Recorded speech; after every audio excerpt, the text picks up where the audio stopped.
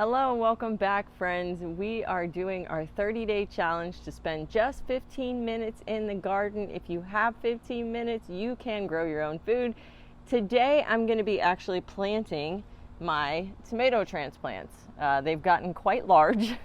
I actually already put 2 in. I'll show you those in a moment, but they've gotten quite big and they're outgrowing their pots, and it's time for them to find their forever home in the beds. They're actually, this one isn't, but this guy's already producing flowers, and my ones that I planted just a week or two ago are already having fruit on them. So these guys are definitely ready for their forever home. I started these from seeds inside my house in my arrow garden. It's literally my favorite way to start tomato seeds. If you want to know more about how I started them and how they are always 100% successful, head to my video here on starting tomato plants indoors with your arrow garden. So the first thing that we want to do when you're going to be transplanting your tomato plants is obviously dig your hole.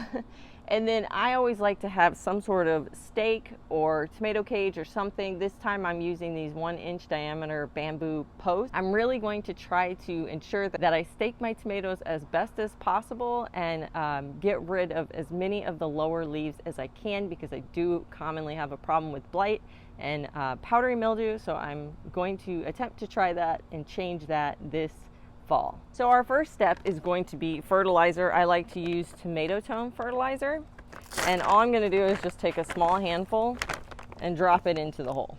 After I've dropped it in, I'm just going to kind of scratch it around a little bit so that it kind of incorporates with the dirt. My next step, and I just started using this, so I don't know how effective it is, but I will keep you guys updated on how much it has done well or not. I actually have a little experiment going over there with my 2 other tomato plants that I started. One has the mycorrhizin and one does not.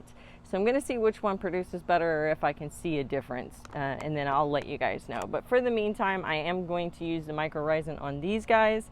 So the easiest way to get this one out is flip them over.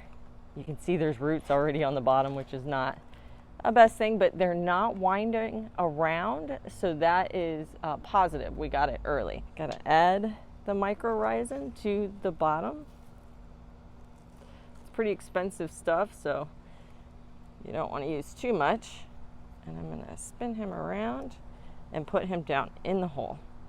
Now, because my hole is not that deep, this bed has really sunk quite a bit since I put it in, and I'm working on filling it back up.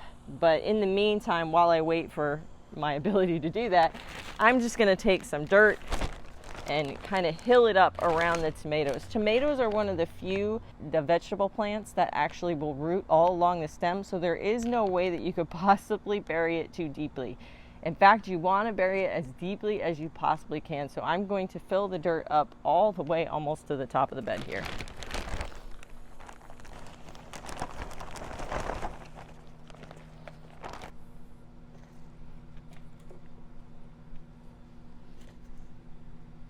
The next step that I'm going to do is I'm going to trim off these lower leaves.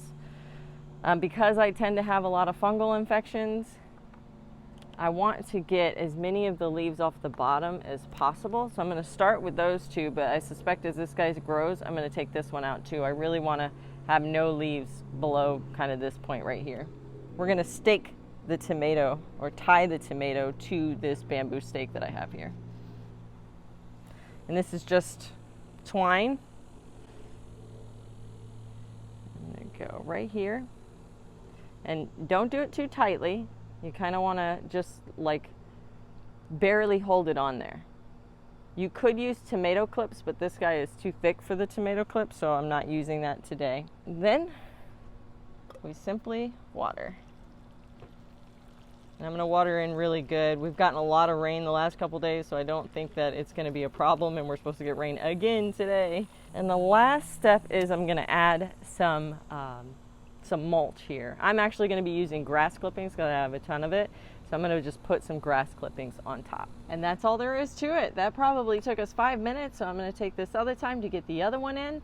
maybe clip off the leaves on the 2 that I planted last week, and that will be our 15 minutes for the day. Remember, if you have 15 minutes, you can grow your own food and take care of a garden that can feed your whole family.